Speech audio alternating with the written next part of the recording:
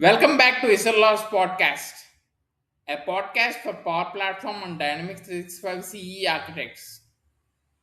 I'm your host, Pavan, and today we'll be covering something that every architect needs but rarely talks about: the architecture modeling tools.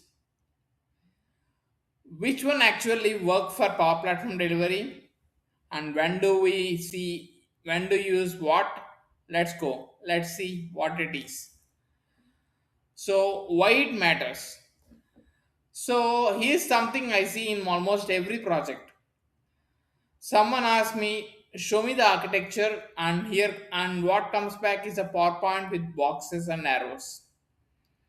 Already 3 months out of the date, but if your architecture lives only in the slide deck and not nobody maintains it, you don't have an architecture, you have a hope.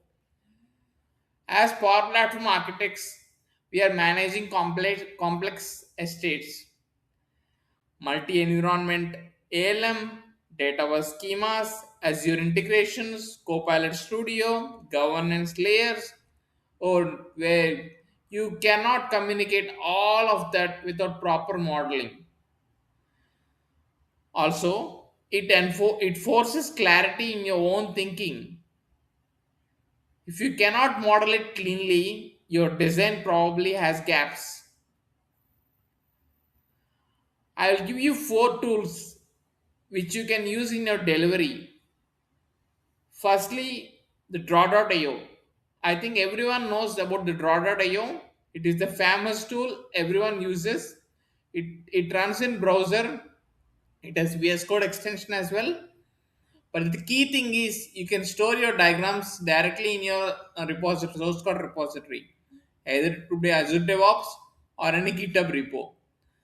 That means your architecture is version controlled alongside your code. That is huge advantages.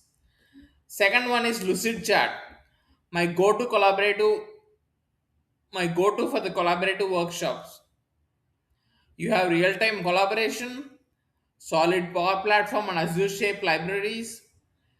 It easily integrates with teams.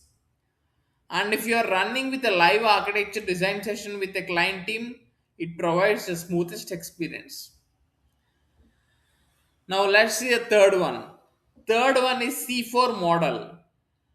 It's not a tool, it's a notation approach. C4 means context, containers, components, and code. The four levels, four audiences. Level 1 is for client executive, level 2 is for solution design review, level 3 for your dev team, level 4 level 4 is the cleanest way I found to communicate architecture across different stakeholders without maintaining multiple diagrams.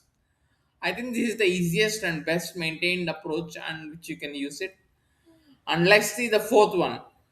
Fourth one is nothing but ArchiMate or Archi, where the TOGAF architects will actually use in their day-to-day engagements. Either it could be for banks or for government or telecos. So if you are in a TOGAF aligned program, so ArchiMate is the perfect approach or perfect way to follow in that way, and where it can provide a layered view. You have a business capability view, application, technology. So this tool is purely free, and it is not for every project, but when you need it, nothing else comes close to TOGAF Archimate.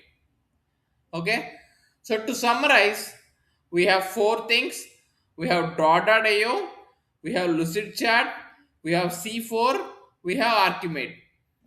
Pick one, get good at it, make it non-negotiable part of delivery practice. That's it for this episode. I think it was a very useful one. Share it with your fellow architect. Links and show notes at disalawcrm.com. See you in the next one. Thank you, everyone.